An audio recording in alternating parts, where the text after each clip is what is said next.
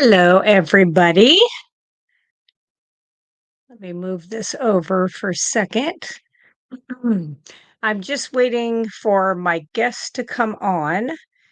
If he doesn't come on here in a couple minutes, I haven't heard back from him. I will go over uh, the tonight's topic. I won't go over his personal results that he sent me, but I will kind of go over what we were going to discuss. Thank you, Deborah Franks, for being a new member. Hopefully, you'll enjoy my content. And if there's anything you ever want me to discuss, put it in the comments and I will do the best I can to try to get that information out. Whew. Okay, so let me just check my email real quick to see if anything else is in here. Okay. Last it says is the 18th. Today is the 18th. Yeah. Okay. All right. Well, so I will go over tonight's topic. So first, I'll go over who I am. So my name is Laura Russell. My channel, of course, is Healthy Carnivore. So I am a RN. I have been a nurse for almost 23 years now. AT. Um, I did keto starting in 1991, which really it was just called low carb, like as low carb as I could get for 28 years. And then in 2019, I did switch over to carnivore. So I've been doing carnivore just at my 6 year mark. So this month was 6 years. So happy to report going great. Vitamins are great, minerals, everything in the blood is good. Um, Cardiac calcium score is 0. I'll have another one done either this year or next year. Um, just to see and show that that's not going up over time. So what I'm going over tonight, it'll be short and sweet if Rick doesn't come on.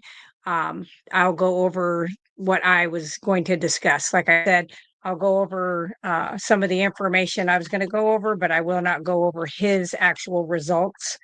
And we may have to just reschedule. I'm not sure.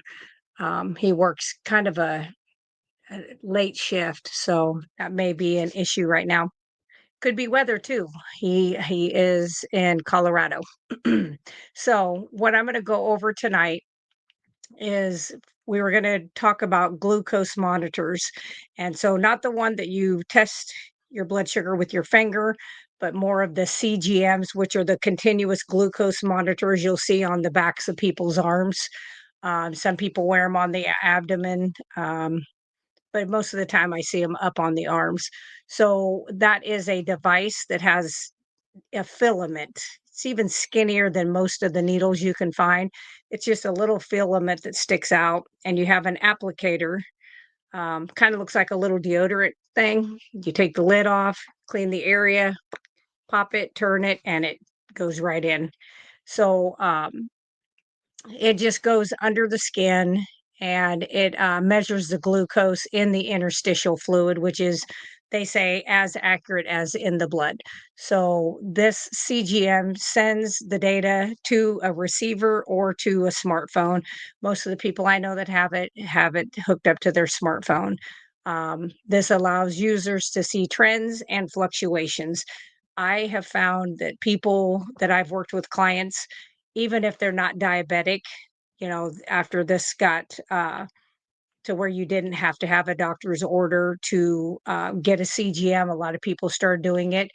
And it's pretty interesting to see. I've had some clients that I worked with that eating a high protein actually kicked their blood sugars up, causing gluconeogenesis. And some of those people have went up and worked in increasing their fat, doing a higher fat, moderate protein like I do. Hey, Don, good to see you. Um, so that's how the CGM monitors work. I do think they're pretty good to use. I wish they would have had those out, years ago. Um, because it was very interesting. I had a keto mojo that I would check my finger, not every day because I hate to poke myself. I love to poke other people, but I do not like to poke myself. But I was one of those people that, very insulin resistant even 7 years ago, where I could eat like broccoli and my blood sugar would go up 200 points just with butter on it. So just one of those unlucky people. So people who wear these CGMs, they can just get accurate up to the minute eating something, see how their body reacts to it because everybody is, an individual and it can react differently. So the sensor placement, like I said, it just has a tiny little filament that just goes under the skin. It collects all this information. Also, some people have it set up to go to their endocrinologist who is working with them, a diabetic type doctor. um, it can give you alerts and it can also do like trends and kind of show you when you're eating a specific way, you kind of have this. Maybe you have, a drink, could be alcohol, could be something, that doesn't pertain to alcohol. What does that do with your body? So that's something you could do. Hey, Tom. Um, so some of the reasons that you would use a CGM if you were doing keto and carnivore, because I've had people go, well, if I'm eating keto or carnivore, and especially the diabetics, I don't need it. And I'm like, I think you do, because we need to see if what you eat, does it give you a spike? Because anytime you have a spike, then you have insulin that's going to also spike, which the more that happens, the more you become insulin resistant, which is what most of us have been dealing with for decades. So it's a powerful tool, okay, that you can use to understand how different foods, fasting, and this one sounds crazy, but how exercise actually affects your blood sugar as well, and stress. So I know I used to do a lot of HIIT exercises. That's high interval intensity interval training. So HIIT, lots of kickboxing, 45 minutes every single day at least. And I'm sure that my blood sugars would have been going up because of that, and cortisol. So that's something you want to be mindful of. It having these CGMs, like you go out to eat, you can control what's in your food when you're home.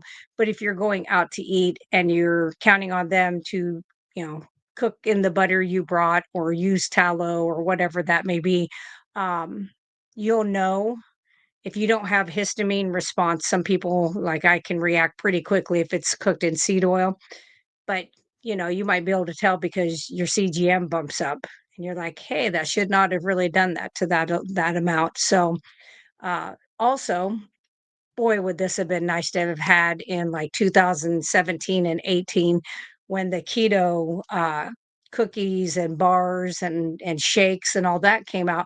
It would have been really nice to see how these foods that are marked keto friendly, how that would have bumped up my CGM. So I'm sure it was not good. I know that it destroyed my gut health. Um, I'm just checking real quick just to make sure I don't have a missed message. Okay, from him. So the other thing is having the CGM where you can keep an eye on these glucose levels, is it can confirm that you have completed fat adaptation. And, it can take 3 to 6 weeks for that to happen. But I really feel like on some people, it can take much longer than that. And you think you're fat adapted. And one of the easiest ways to know is go out and cook you up a skillet full of ribeye fat or fat trimmings. And just when you get it crispy or however you like it, and you cover it with salt and you eat that, if you're fat adapted, you will not be in that bathroom in an hour or two. You just won't be. If you're not fat adapted, you will absolutely be in the bathroom. And I really thought I had been fat adapted. But I found out, I was not. But with this, you would be able to see, because you would notice that your glucose levels stay steady and you don't have those spikes. You may have a little spike, if it comes up 20 points or so, that's not a big deal.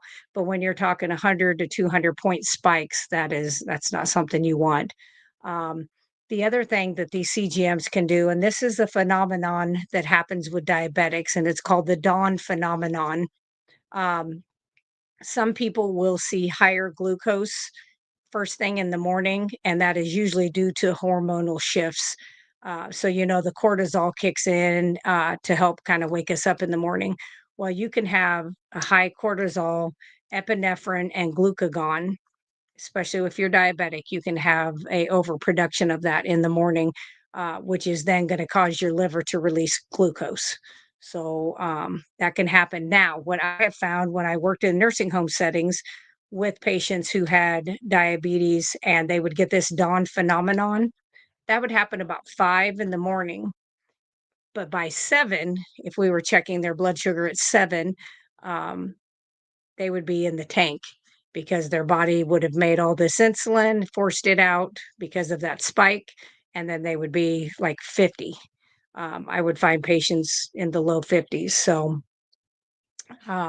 it's something that if you're a diabetic, if you know somebody's diabetic and they have a CGM and they're kind of trying to understand the different things they can do, this is a good video for them.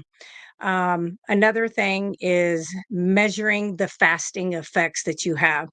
I tell people a lot of times about like just my cholesterol can be 200 points difference based on exercise and fasting. I did that myself where I fasted several hours, exercised in the morning, went and had my blood work done where I work. The very next day, I did not fast longer than 12 hours, did not exercise at all, had the same lab work done, and it's sent to LabCorp, which has the same values. And it was 200 points difference. And I was like, how can that be? And she was like, I don't know. And I'm like, somebody needs to study. Somebody needs to get up and get on. So it can measure like how extended fasting or intermittent fasting works with your blood glucose and how stable it is. So back in like 89 and 90, if I went longer than 2 to 3 hours, like my mother loves to shop and I would go with her, um, and I would get cranky, hangry, short, snippy if I did not have something like to snack on, whether it be a little thing of crackers, whether most of the time it was like trail mix, which I had myself convinced it was pretty healthy and it was fairly, it was better than a Snicker bar, I guess. Um, maybe. But anyway, but my blood sugar would just crash all the time. And that's because I was constantly eating junk that, brought up my glucose, which then forced the insulin to counteract it. Another thing is, like I said, tracking the exercise. Some workouts may temporarily raise your glucose, while other style will stabilize it. So walking and light weightlifting, um, stretching, things like that is going to be more of a stabilizing effect on the blood sugar when it comes to fasting. Where, like I said, that high interval intensity training, running extreme long distance. So I used to do like 15 miles 3 times a week on my treadmill or outside, depending on the weather. And if it's time in the area I live in Corn Belt, Illinois.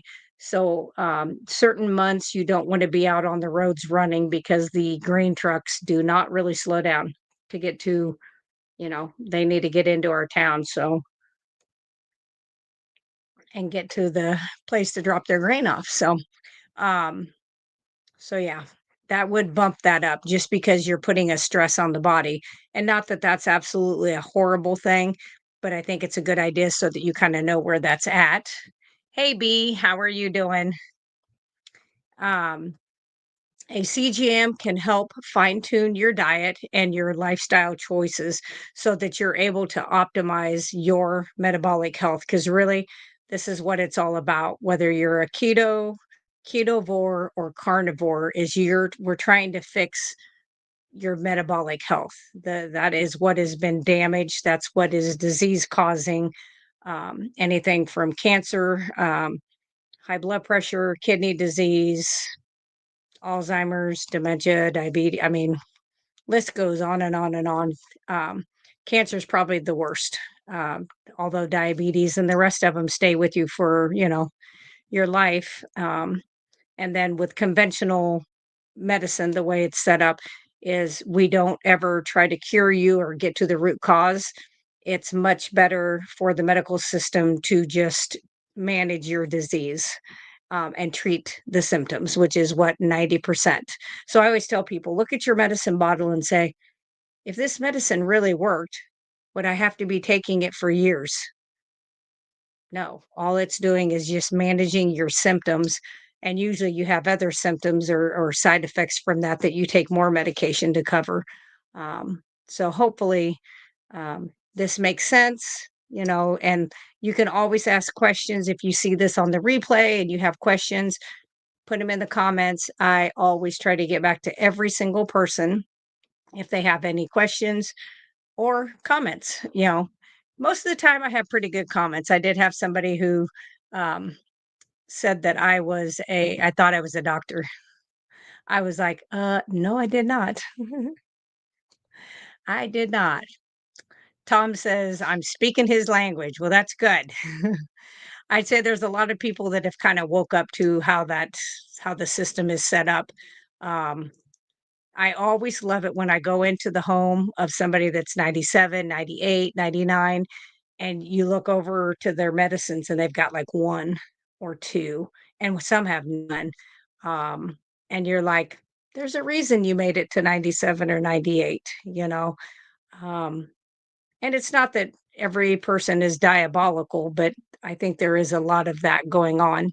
So, hopefully we'll be able to get to the bottom of some of this and get some of these things taken care of. Um, another great thing to do, and this is something you can do prior to starting your journey, or you can do it after you've already started, just to get some kind of a baseline. So, what I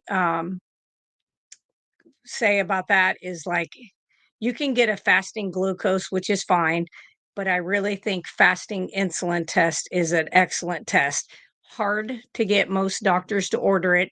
Almost every lab I've been in contact with will run that if a doctor orders it. If you have diabetes, hyperglycemia, any kind of metabolic disease, PCOS, anything that is made worse by blood sugar and insulin.